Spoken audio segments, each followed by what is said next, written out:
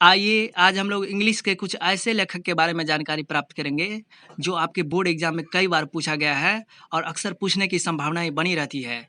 तो आप लोग इसलिए इन सारे लेखकों को अच्छी तरह से याद कर लीजिएगा, क्योंकि इन्हीं में से कोई ना कोई प्रश्न आपको अगले यानी कि आने वाले एग्जाम में देखने को मिलेगा। तो इसलिए इन सारे लेखकों को आप लोग अच्छी तरह से याद कर लीजिएगा। तो देखिए, रेड वाला जो कलर देख रहे हो, यानी कि रेड से जो लिखा गया है वह है पुस्तक का नाम, और जो ब्लू से लिखा गया है वह है लेखक का नाम। तो चलिए शुरुआत करते हैं पहले प्रश्न से। तो पहला प्रश्न कहता है कि द गीतांजलि किसने लिखा है। इसको इस तरह से भी ऑब्जेक्टिव में पूछा जाता है, the Gitanjali is written by. तो गीतांजलि लिखा है रविंद्रनाथ टैगोर ने। तो समझ गए। आइए अगले प्रश्न की ओर चलते हैं। तो अगला प्रश्न देखिए, कहता है कि द वास्टलैंड किसने लिखा है। तो टी.एस. इलियट ने लिखा है। तो समझ गए, द वास्टलैंड किसने लिखा है, टी.एस. इलियट ने। आइए अगले प्रश्न की ओर चलते हैं। अगला प्रश्न कहता है कि टॉम जोन्स किसने लिखा है। तो हेनरी फील्डिंग ने लिखा है। देखिए, आइए अगले प्रश्न की ओर चलते हैं। तो अगला प्रश्न कहता है कि इन मेमोरियम, मेमोरियम है MEMORIAM।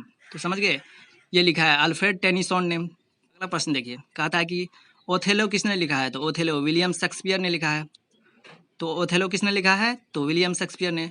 आइए अगले प्रश्न की ओर चलते हैं। तो अगला प्रश्न देखिए, कहता है कि द रिवल्स किसने लिखा है। तो यह लिखा है रिचार्ड बेरिंसली शेरिडन। द रिवल्स किसने लिखा है, रिचार्ड बेरिंसली शेरिडन। आइए अगले प्रश्न की ओर चलते हैं। तो अगला प्रश्न कहता है कि द पैराडाइज लॉस्ट किसने लिखा है। तो द पैराडाइज लॉस्ट लिखा है जॉन मिल्टन साहब ने। जॉन मिल्टन साहब ने द पैराडाइज लॉस्ट लिखा है। तो समझ गए। आइए अगले प्रश्न की ओर चलते हैं। तो अगला प्रश्न देखिए, कहता है कि द कैंटरबरी टेल्स किसने लिखा है। तो इसको लिखा है जियोफ्री चौसर ने, जियोफ्री चौसर। आइए अगले प्रश्न की ओर चलते हैं। तो अगला प्रश्न देखिए, कह रहा है कि किंग लियर किसने लिखा है। तो विलियम शेक्सपियर ने लिखा है। किंग लियर किसने लिखा है, तो विलियम शेक्सपियर ने। ये जो आप जितना भी क्वेश्चंस देख रहे हो, ये आपके टेक्स्ट बुक का नहीं है। जो टेक्स्ट बुक में रहता है NCERT का, ये अलग से है। तो आप लोग इन सारे ऑब्जेक्टिव को अच्छी तरह से याद कर लीजिएगा। आइए अगले प्रश्न की ओर चलते हैं। तो अगला प्रश्न देखिए, कहता है कि far from the madding crowd किसने लिखा है। तो थॉमस हार्डी ने लिखा है।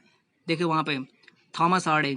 आइए अगले प्रश्न की ओर चलते हैं। तो अगला प्रश्न कहता है कि आर्म एंड द मैन किसने लिखा है। तो George Bernard Shaw, George Bernard Shaw. Arm and the man लिखा है जॉर्ज, जॉर्ज बेनार्ड शॉ।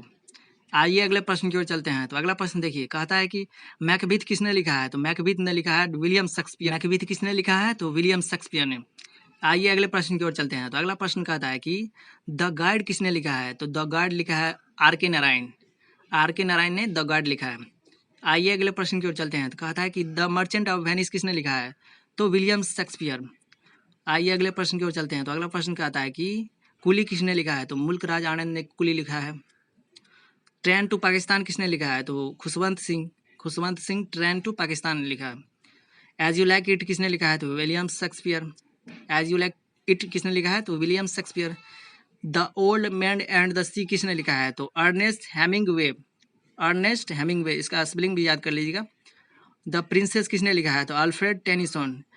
जैसा कि आप सभी जानते हो कि बोर्ड एग्जाम में ऑब्जेक्टिव की संख्या बढ़ा दी गई है, तो इसलिए इन सारे लेखकों को आप लोग अच्छी तरह से याद कर लीजिए, ताकि आपको बोर्ड में अंग्रेजी में अच्छे से अच्छे अंक प्राप्त हो सके, क्योंकि इन्हीं में से कोई ना कोई प्रश्न आपको बोर्ड में देखने को मिलेगा।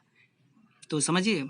तो आइए अगले प्रश्न की ओर चलते हैं। तो अगला प्रश्न देखिए, कहता है कि the rape of the lock किसने लिखा।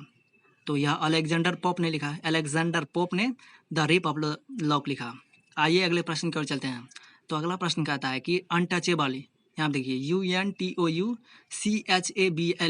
तो अनटचेबल किसने लिखा, तो मुल्क राज आनंद है, AND।